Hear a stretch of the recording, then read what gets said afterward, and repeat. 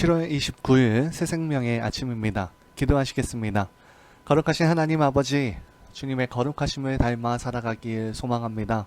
주님의 선하심을 닮아서 저희도 선하게 살아가기를 소망합니다.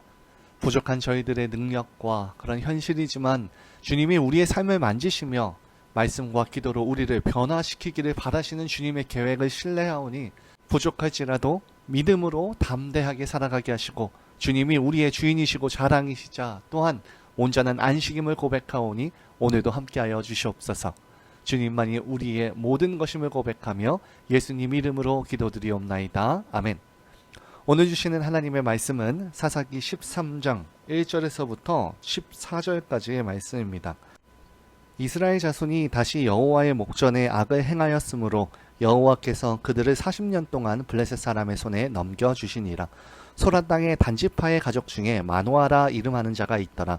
그의 아내가 임신하지 못함으로 출산하지 못하더니 여호와의 사자가 그 여인에게 나타나서 그에게 이르시되 보라, 내가 본래 임신하지 못함으로 출산하지 못하였으나 이제 임신하여 아들을 낳으리니 그러므로 너는 삼가 포도주와 독주를 마시지 말며 어떤 부정한 것도 먹지 말지니라. 보라, 내가 임신하여 아들을 낳으리니 그의 머리 위에 삭도를 대지 말라.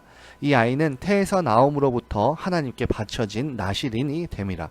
그가 블레셋 사람의 손에서 이스라엘을 구원하기 시작하리라 하시니 이에 그 여인이 가서 그의 남편에게 말하여 이르되 하나님의 사람이 내게 오셨는데 그의 모습이 하나님의 사자의 용모와 같아서 심히 두려움으로 어디서부터 왔는지를 내가 묻지 못하였고 그도 자기 이름을 내게 이르지 아니하였으며 그가 내게 이르기를 보라, 너가 임신하여 아들을 낳으리니 이제 포도주와 독주를 마시지 말며 어떤 부정한 것도 먹지 말라. 이 아이는 태에서부터 그가 죽는 날까지 하나님께 바쳐진 나실인이 됨이라 하더이다 하니라. 마노아가 여호와께 기도하여 이르되 주여 구하옵나니 주께서 보내셨던 하나님의 사람을 우리에게 다시 오게 하사 우리가 그 낳을 아이에게 어떻게 행할지를 우리에게 가르치게 하소서 하니 하나님이 마노아의 목소리를 들으시니라. 여인이 밭에 앉았을 때에 하나님의 사자가 다시 그에게 임하였으나 그의 남편 마노아는 함께 있지 아니한지라. 여인이 급히 달려가서 그의 남편에게 알리어 이르되 보소서 전일에 내게 오셨던 그 사람이 내게 나타났나이다 하매 마노아가 일어나 아내를 따라가서 그 사람에게 이르러 그에게 묻되 당신이 이 여인에게 말씀하신 그 사람이니까 하니 이르되 내가 그러다 하니라. 마노아가 이르되 이제 당신의 말씀대로 되기를 원하나이다. 이 아이를 어떻게 기르며 우리가 그에게 어떻게 행하리이까. 여호와의 사자가 마노아에게 이르되 내가 여인에게 말한 것들을 그가 다 삼가서 포도주의 소산을 먹지 말며 포도주와 독주를 마시지 말며 어떤 부정한 것도 먹지 말고 내가 그에게 명령하는 것은 다 지킬 것이니라 하니라. 아멘. 제가 신학교에 다닐 때 구약 교수님께서 이 사사기를 이렇게 수업 시간에 가르쳐 주셨는데 후배인 저희에게 이렇게 말한 것이 기억이 납니다. 너희는 절대로 아이러니의 주인공이 되지 말아라. 목회자로서 여러분의 설교한 것처럼 삶을 살아가도록 해야지 일반 성도도 아닌 믿지 않는 사람의 삶처럼 살아가는 결과가 전혀 불일치되는 그런 아이러니의 주인공이 되지 말라고 말씀해 주신 것이 기억납니다. 목회의 성공이란 내가 욕심부리고 큰 사람이 되려고 스스로 노력하지 말고 그냥 하나님의 말씀대로 어긋나지 않으려고 하다 보면 저절로 성공할 것이다 라고 하셨습니다. 이 교수님의 말씀에 빗대어 오늘 이렇게 생각하면 어떨까요? 우리는 모두 그리스도인으로 불리는데 그렇다면 우리가 그런 그리스도인이라는 직분처럼 그리스도인다운 삶을 살아가고 있습니까? 교회를 다니고 기도도 하고 예배를 드리는 모습이 그리스도인으로서 전부는 아닌지 혹시 다른 사람들이 아니면 가족들이 나를 볼 때 아이러니하게 전혀 어울리지 않는 삶을 살아가고 있지는 않습니까? 오늘 우리 본문에서는 이 삼손이라는 사사가 그 아이러니의 주인공입니다. 사사기로 이번에 큐티를 해가면서 하나님께서는 이스라엘을 구원하기 위해서 지도자로 세우신 사람들을 보게 되어지는데 그들을 보면 일반적인 지도자는 아닙니다. 007 영화의 제임스 본드처럼 에훗이 그러했고요. 이스라엘판 논개인 아엘도 그랬고요. 또 이스라엘의 잔다르크인 드보라도 그리고 사울 왕의 완벽한 원형인 기드온도 그리고 비극적인 이스라엘판 신데렐라맨 입다도 네, 그들을 볼 때에는 전혀 일반적이지도 않고 합리적이지도 않은 그들의 등장에 저희들은 때로 읽으며 충격을 받습니다. 오늘부터 시작되어지는 이 삼손이 그 중에서 가장 아이러니한 이례적인 그런 사사 중의 하나입니다. 그는 부도덕하고요, 음탕하고요, 아주 고집세고 억센 한량입니다. 오로지 그의 관심사는 이스라엘을 억압하고 있는 블레셋의 여자들과 노는 것이었습니다. 이제 조금씩 이것들이 읽어지겠지만 그는 애국심이라든지 이스라엘의 백성들의 억압을 풀기 위해서 블레셋과 싸우는 것이 아니라 오로지 그는 그의 정욕과 복수심으로 싸울 뿐이었습니다. 오늘 본문은 그의 탄생의 배경에 대한 스토리인데요. 그의 탄생의 그 시대적인 환경을 볼 때 그의 이 아이러니에 대한 복선들이 조금 깔려져 있음을 알 수 있습니다. 하나님의 백성이지만 하나님을 완전히 잃어버린 이스라엘인데요. 사사기 13장 1절에 보면 이스라엘 자손이 다시 여호와의 목전에 악을 행하였으므로 여호와께서 그들을 40년 동안 블레셋 사람의 손에 넘겨주시니라 라고 말씀합니다. 그들은 이스라엘, 곧 하나님의 선택된 백성이었지만 전혀 하나님의 백성답지 않은 삶을 살아가던 아이러니의 주인공들입니다. 결국 하나님의 목전에서 악을 행하고 있다고 성경은 말하면서 그들이 40년간 블레셋 사람의 손에 넘겨진 바 되었다고 말씀합니다. 여기에서 이 40년은 사사기에서 기록된 이방인들의 억압의 그 시기 중에서 가장 긴 기간입니다. 두 번째가 드보라와 바락의 시대의 20년이니까 그만큼 지금의 이 시대는 이 억압이 장기화되었고 혹독한 시대였다는 것을 암시하고 있고, 또 이스라엘이 얼마나 하나님께 그만큼의 큰 범죄를 저지르고 있는지에 대해서 라고 있습니다. 특히 그 중에서 오늘 본문의 독특한 점은 그런 억압이 있었을 때에 대부분 이스라엘들은 하나님께 부르짖는 회개와 구원에 대한 요청이 있는데 이 시기에 이스라엘 백성들은 하나님을 전혀 찾지 않습니다. 이제 이스라엘은 그나마 부르짖는 것마저 잃어버린 겁니다. 너무 오랜 고통이 그런 익숙해져서 그 감각마저 무뎌져 버린 건 아닐까 싶습니다. 하지만 하나님께서는 그런 그들을 보시고 그대로 내버려 두지 않으십니다. 그런 그들에게 다시 한번 구원의 계획을 세우시며 한 사람을 보내시는데 그가 바로 삼손입니다. 2절에서 5절에 보면 삼손은 단지파 소라라는 땅에서 태어납니다. 눈에 띄는 건 그의 출생부터가 하나님의 간섭으로 시작된다는 겁니다. 그의 어머니는 임신하지 못하는 여인이었습니다. 그리고 그녀에게 하나님의 사자가 나타나서 아이를 임신할 것에 대해서 약속합니다. 그리고 하나님께서는 5절에 이 아이는 나시린이 될 것이다 라고 말씀합니다. 나시린이란 바쳐진 자 혹은 구별된 자라는 뜻으로 민수기 6장에 나시린의 규례를 평생 지켜야 하는 하나님의 계획 속에 세워진 거룩한 구별된 인물입니다. 곧 삼손의 시작은 거룩했고요. 모태에서부터 택함을 받은 자였습니다. 그런데 사실 불안합니다.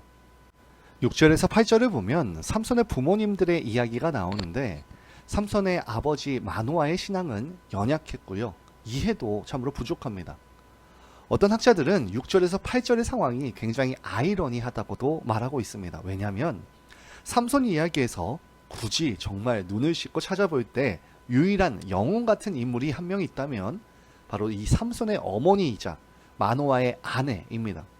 그런데 그의 이름이 전혀 알려져 있지 않습니다. 가장 중요한 인물의 이름은 빠져 있고 특히 아버지인 마노아의 이름의 뜻은 선물이나 안식처인데 그 모습 또한 그에게는 전혀 보이지 않기 때문입니다. 앞으로의 이야기가 어떻게 진행될 것인지에 대해서 암시하는 것 같은데요.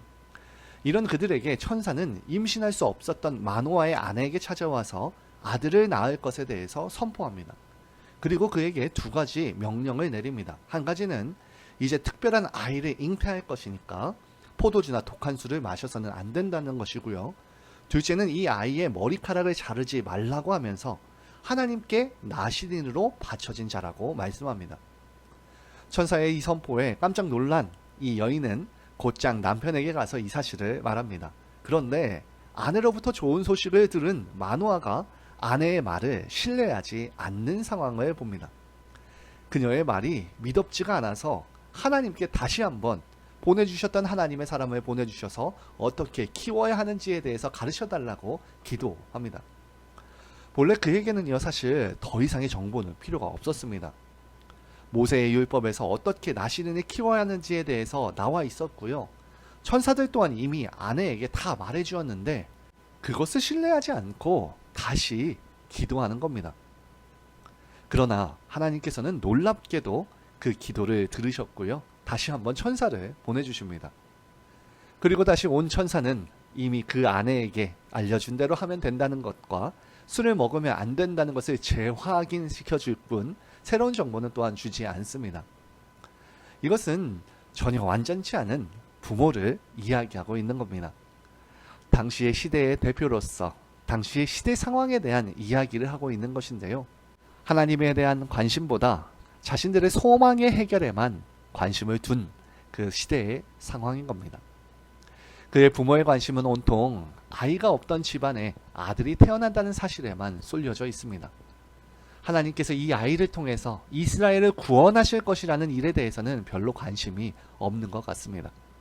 뭔가 첫 단추가 잘못 채워지고 있는 듯한 느낌인데요.